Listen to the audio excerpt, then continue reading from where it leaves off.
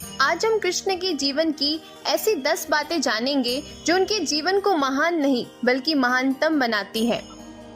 Management master कहे या जगत गुरु, गिरधारी कहे या रणछोड़, भगवान कृष्ण के जितने नाम हैं उतनी कहानियां भी है। जीवन जीने के तरीके को अगर किसी ने परिभाषित किया है तो वो कृष्ण है। कर्म से होकर परमात्मा तक जाने वाले मार्ग को उन्हीं ने बताया है। कर्म का कोई विकल्प नहीं, ये सिद्ध किया कृष्ण ने। कृष्ण कहते हैं, मैं हर हाल में आता हूँ, जब पाप और अत्याचार का अंधकार होता है तब भी, और जब प्रेम और भक्ति का उजाला होता है तब भी। दोनों ही परिस्थिति में मेरा आना निश्चित है। वैसे तो कृष्ण का संपूर्ण जीवन ही एक प्रबंधन की किताब है, जिसे सैकड़ों हजारों बार कहा और सुना जा सकता है। कुरुक्षेत्र में 2 सेनाओं के बीच खड़े होकर भारी तनाव के समय भी कृष्ण ने अर्जुन को जो ज्ञान दिया वो दुनिया का श्रेष्ठतम ज्ञान है। गीता का जन्म युद्ध के मैदान में 2 सेनाओं के बीच हुआ। जीवन की श्रेष्ठतम बातें भारी तनाव और दबाव में ही होती है। अगर आप दिमाग को शांत और मन को स्थिर रखने की कोशिश करें तो सबसे बुरी परिस्थितियों में भी आप अपने लिए कुछ बहुत बेहतरीन निकाल पाएंगे, और ये हमें कृष्ण सिखाते हैं। गीता पढ़ने से पहले अगर इसी बात को समझ लिया जाए तो गीता पढ़ना सफल हुआ माना जाता है। कृष्ण का जीवन ऐसी ही बातों से भरा पड़ा है। जरूरत है तो नजरिए की। उनका जीवन आपके लिए माइथोलॉजी का एक हिस्सा मात्र भी हो सकता है और आपका पूरा जीवन बदल के रख देने वाला ज्ञान भी हो सकता है। आवश्यकता हमारी है, हम उनके जीवन से लेना क्या चाहते हैं। कृष्ण मात्र कथाओं में पढ़ा या सुना जाने वाला पात्र नहीं है, वो चरित्र और व्यवहार में उतारे जाने वाले देवता हैं। तो आइए आज हम कृष्ण से सीखें कि कैसे अपने जीवन को श्रेष्ठ बनाया जाए। पहला, शुरू से अंत तक जीवन संघर्ष है। कारागृह में जन्मे कृष्ण पैदा होते ही रात में यमुना पार करके गोकुल ले जाया गया।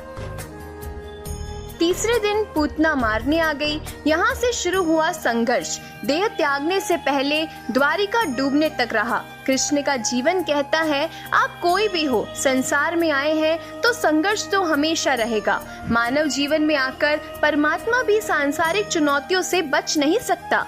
कृष्ण ने कभी किसी बात की शिकायत नहीं की, हर परिस्थिति को जिया और जीता।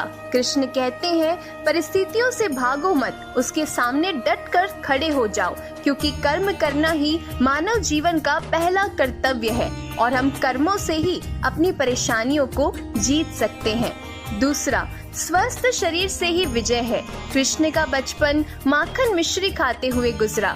आज भी भोग लगाते हैं हम, लेकिन ये संकेत कुछ और है। आहार अच्छा हो, शुद्ध हो, बल देने वाला हो। बचपन में शरीर को अच्छा आहार मिलेगा तो ही इंसान युवा होकर वीर बनेगा। इसीलिए शरीर को स्वस्थ रखना है तो बचपन से ध्यान देने की जरूरत है।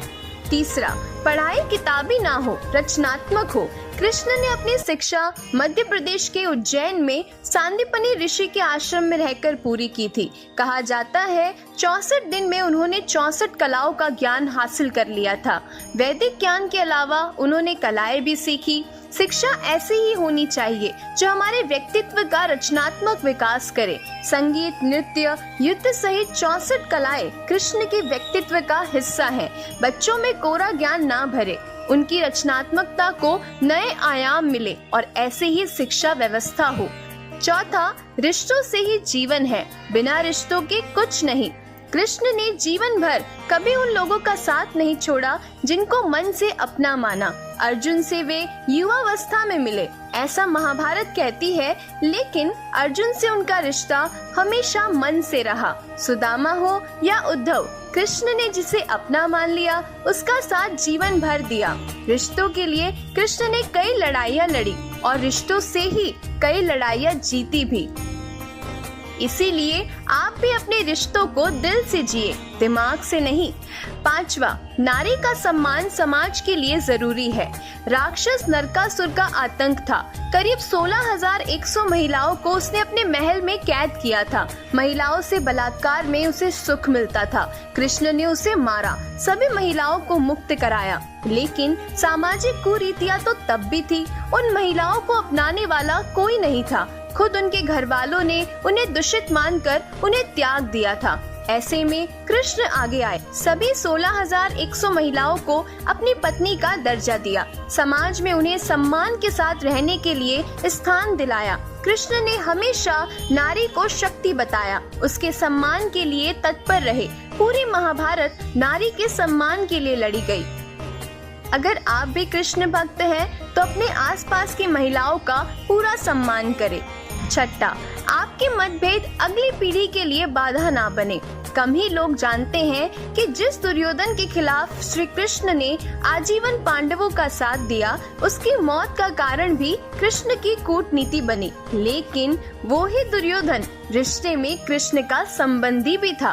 कृष्ण के पुत्र सांब ने दुर्योधन की बेटी लक्ष्मणा का अपहरण करके उससे विवाह किया था, क्योंकि लक्ष्मणा सांब से विवाह करना चाहती थी, लेकिन दुर्योधन इसके खिलाफ था। सांब को कौरवों ने बंदी भी बनाया। तब कृष्ण ने दुर्योधन को समझाया था कि हमारे मतभेद अपनी जगह है, लेकिन हमारे विचार हमारे बच्चों के भविष्य में बाधा नहीं बनने चाहिए। दो परिवारों के आपसी झगड़े में बच्चों के प्रेम की बलि ना चढ़ाई जाए। कृष्ण ने लक्ष्मणा को पूरे सम्मान के साथ अपने यहाँ रखा।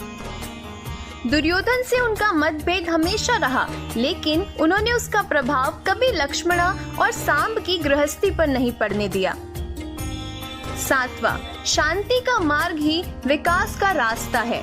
कृष्ण ने महाभारत युद्ध के पहले शांति से समझौता करने के लिए पांडवों और कौरवों को बहुत समझाया। हालांकि दोनों ही पक्ष युद्ध करने के लिए आतुर थे, लेकिन कृष्ण ने हमेशा यही चाहा कि कैसे भी युद्ध टल जाए। झगड़ों से कभी समस्याओं का समाधान नहीं होता।